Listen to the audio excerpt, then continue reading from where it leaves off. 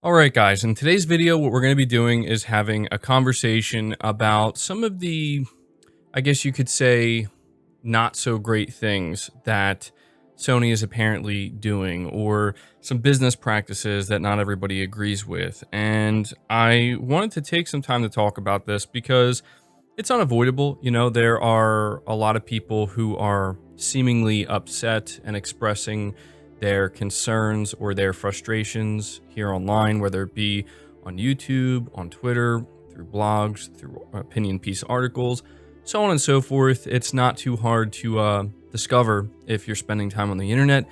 And this seems to be kind of a recurring theme throughout the year so far. And I do think it's pretty unfortunate, but I frequently find myself not agreeing with a lot of what's being said or with most of the opinions. Now, I don't want to say that I don't agree with all of the opinions, because there are certainly times where, you know, I am having my own concerns and my own frustrations. But in general, when you look at everything that has happened over the course of the past 7 months, it seems like Sony has just been making the headlines in a lot of positive ways, but also a lot of negative ways. And the assumption is that if there are negative headlines, if there are negative things being said, and if there is a what seems to be large group of people upset or concerned, that it's generally a pretty big problem, right? And what I want to do in this video is not only just give my opinion and my thoughts on it in general, but just talk about why this is happening, why Sony is doing what they're doing, in an attempt to help people understand. This is not me defending corporate greed or anything like that, because that is just kind of ridiculous. I don't think anybody is defending corporate greed. But what I am going to do is just simply try to get people to understand that, you know, there is a very effective way for you to combat this, right? And I think that that is probably the thing that a lot of people don't understand. Either they don't understand it, or they just simply don't actually put it into practice. But I also, again, want to let you know that I have my own opinions on this, and I'll let you know what those are later on. So the latest controversy surrounding Sony is seemingly two things, which we're going to go into them much more in depth tomorrow during the podcast. So if you're interested, show up to that. We're going to have a lot to talk about. But just to kind of summarize, the first is people feel upset with the business practice of Sony doing director cut style games or remasters of games, such as what we're seeing with Ghost of Tsushima, and charging $10, specifically $10 for the upgrade from the PS4 to the PS5 version. A lot of people feel that that should be free. People generally don't seem to have a problem with them charging for the DLC, because obviously it makes complete sense. It's a whole new DLC. It's an expansion. They're going to charge for that. That's obviously the expectation.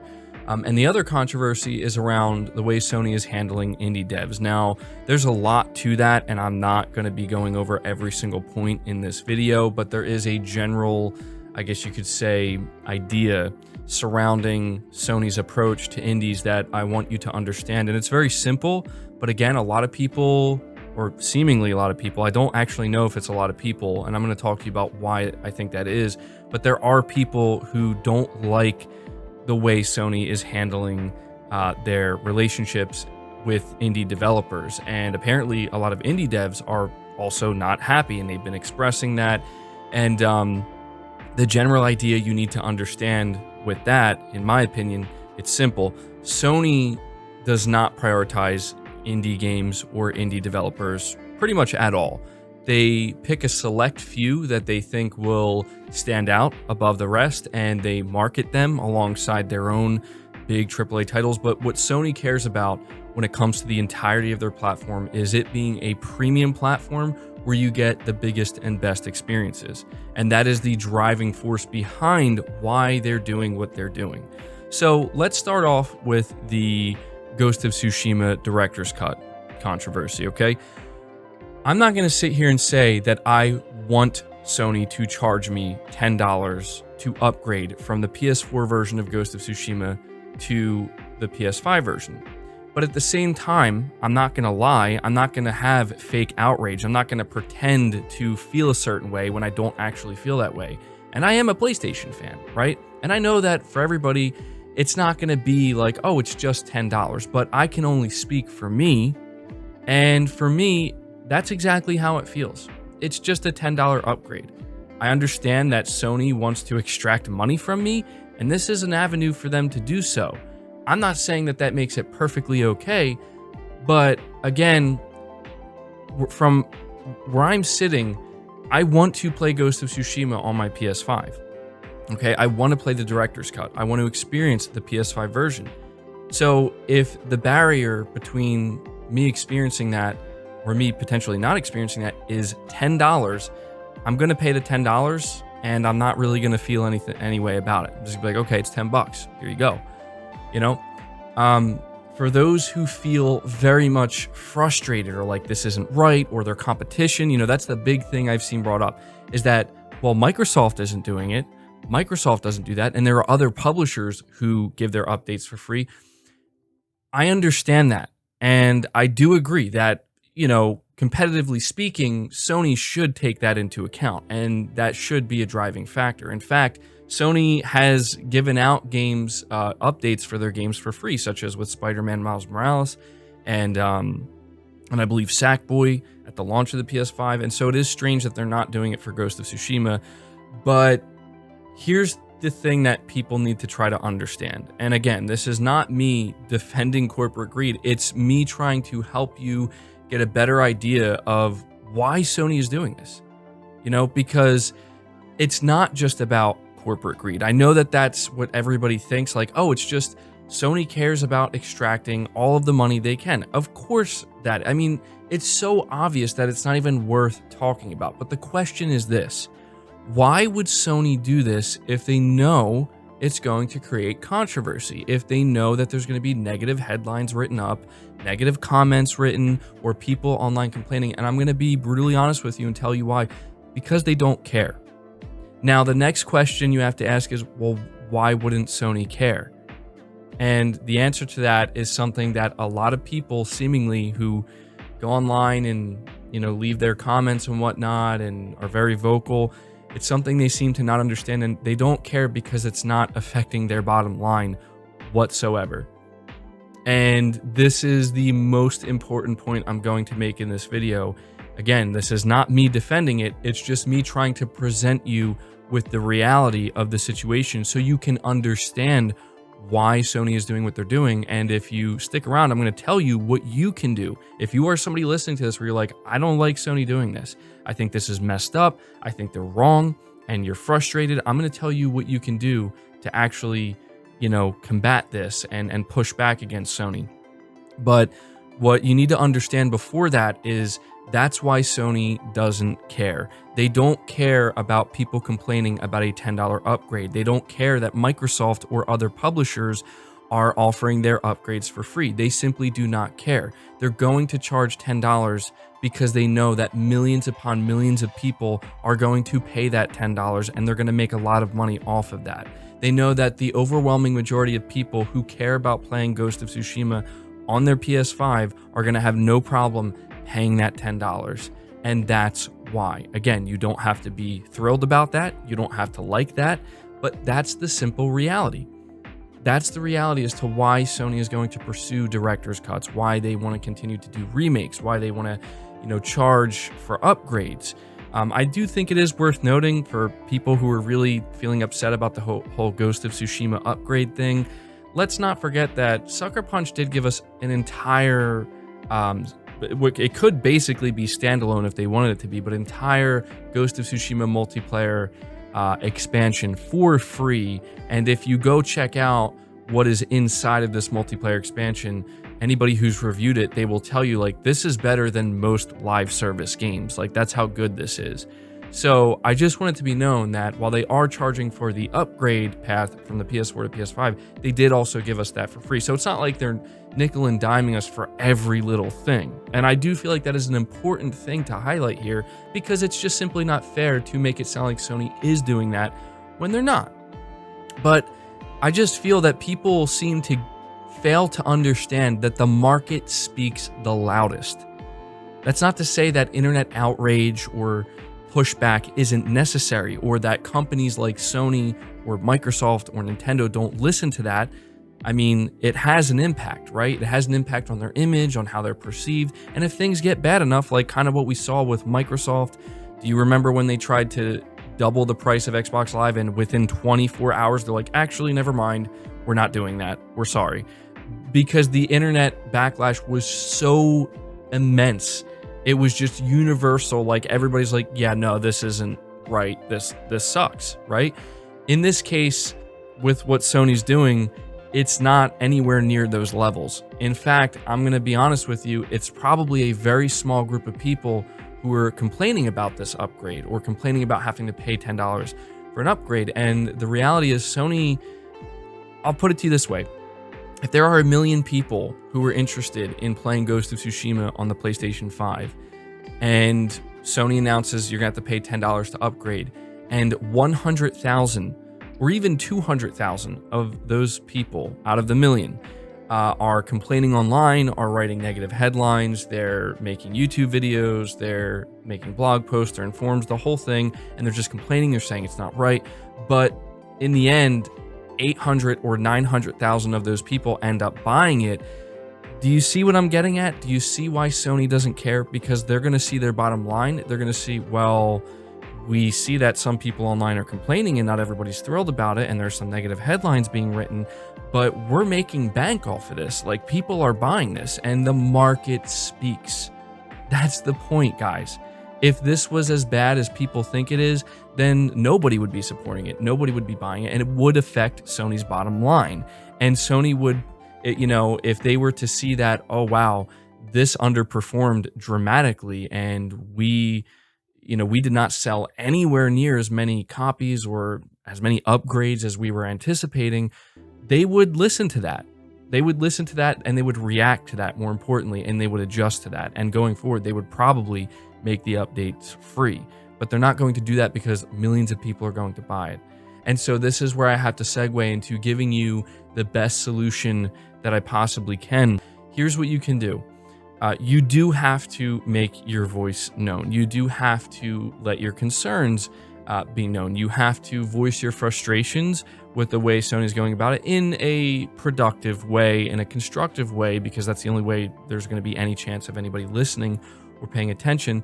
But you just have to understand that you may be doing so in vain. I put out a tweet the other day where I'm like, a simple solution for those who are upset or complaining about having to pay for the upgrade would be simply to not buy it and move on. And a lot of people were saying like, no, that's not right. We have to speak up against this. And you know what? You are correct. I will admit you are correct. We do need to speak up against it if you are having a problem with it or if you don't like it. So I encourage you to do that in a constructive way, whether it be, trying to contact Sony themselves, comment sections, making your own YouTube videos, so on and so forth. But where I draw the line is when people tell me that that's what I should be doing, that's what I have to do. I have to come out here because I have a platform and I have some followers and I have some influence. And because these people are telling me that they don't like it, they're telling me that I shouldn't like it either and that I should be speaking for them. And that's not going to ever happen because that's not the way this works. Okay, my job here is to provide you with my own opinion and my own thoughts. And if you want my honest opinion on the Ghost of Tsushima $10 upgrade, I really don't care. It's not a big deal to me at all. If Sony said, hey, we want 20, 30, or 40 bucks, then I'd have a much bigger problem. But it's $10, and I'm not going to sweat $10 because I just want to play Ghost of Tsushima on my PS5. And I really just don't think it's a big deal. I genuinely don't. I know that there are competitors that are doing their updates for free and whatnot, but again, like, I'm not worried about that. I'm not worried about playing the competitors' games. I'm worried about playing Ghost of Tsushima. That's the game I want to play. And if the barrier to entry is a simple $10, then that's fine. I'm going to pay that $10. And that's my opinion. My opinion is simply, if you want it, buy it. If you don't buy it. And if you really feel compelled, maybe give some constructive feedback as to why you're not going to buy it and why you don't want it and why you don't want to support it. But, I just felt that it was important for me to have this conversation because I've been seeing a lot of conversations happening, on the internet, and I'm not trying to fight with people. Like, that's the thing that frustrates me the most, is that I'm just trying to be excited about the things I'm excited about and enjoy them. And it's disappointing when it's like, you know, let me express my excitement for Ghost of Tsushima on PS5, and like all I see people doing is just complaining at me, saying like I'm part of the problem. Like, okay, I guess, like, I don't know what you want me to tell you. Like, you want me to not be excited for Ghost of Tsushima on PS5? You want me to lie to you and say, yeah, I'm not going to pay $10 for the upgrade and not play it, even though I'm going to? Like, I don't understand. You want me to say that I have a problem with it, even though I, in reality, actually don't? It's just like with the whole, you know, the whole scenario with the indie dev stuff, right? Like, people are like, how come you're not talking about the indie dev stuff? And it's like, well, I'm going to relax. We're going to talk about it in the podcast. But the reality is, like, I don't really play many indie games. I play a few occasionally, but outside of that, I really don't pay attention to the indie games very much. I care more about the bigger AAA experiences and maybe some AA experiences here and there. That's just the truth. That's how I game. And the idea that people want to push back against me and say that I'm wrong for that, or that, you know, I shouldn't have that opinion, or I get it, I understand, but the reality is I'm not going to pretend to be something I'm not. I'm not going to lie about things. Now, if you were to say to me, well, maybe at the very least, we can agree that Sony could do a better job with the way they handle indies, right? You know, they should at the very least make it so that indie developers aren't feeling as frustrated, and it's not as much of a, you know, convoluted, complicated process. And yeah, I can agree with that. Like, I can find the middle ground there. It's like, even though I don't really personally care about many indie games, and I'm not concerned about that, I can agree that, you know, Sony's a billion-dollar corporation, and they can certainly afford, I think, to, you know, care a little bit more about indies. And we know that indies have always played an important role to PlayStation, but at the same time, you know, in my opinion, this doesn't come off as a surprise to me. I say this because Sony has made it clear that they're not the indie station anymore, okay? They're not the same company that they were at the beginning of the PS4 era, where they were, you know, all over indies and they were letting indies carry their platform. They're leaving that to the other platforms. They're leaving that to Microsoft with the Xbox, Nintendo with the Switch, and even, you know, PC. And, you know, you could say, well, maybe that's a big mistake. But again, you have to look at the bottom line. Sony doesn't see it as a mistake because Sony is more profitable than they ever have been. And they're selling more copies of games than they ever have. They're selling more consoles at a faster rate than they ever have. So you can't really blame them for not caring about this too much. I mean, you could say, well, it's their responsibility, but it's their platform, guys. Like, that's another thing we need to understand. Like, Sony is free to run their platform however they like, regardless of how many indie devs are upset, regardless of how complicated or convoluted or understaffed their indie sector may be when it comes to managers and whatnot. You have to understand that they're free to do what they want. And the greatest part about this is the market is free to do what we want as well. Okay, it's a free market here. We don't have to support Sony's decisions. We don't. The most effective way for you to combat this, if you have problems with the way Sony's doing things, do not give them your money. Don't do it. And then maybe express your feedback online in an effective way, by any means you can. That's how you combat it. And, you know, it's frustrating to me because, again, like, people come to me and they're like, well, MBG, this is what you should be saying. It's like, don't tell me what I should or shouldn't be saying, okay? Like, I'm my own person with my own opinions here on my channel, and I don't know how anybody could be following me for more than a couple of months and not realize, like, I'm not going to regurgitate something that I'm being told to say. I'm not, that's never going to happen. I'm going to tell you how I honestly feel. And when it comes to both of these situations, they really don't affect me that much at all. Like, I know I'm a PlayStation-centric channel, and it's like, well, maybe the most people want me to do is report on it, and that's what I'm trying to do with this video.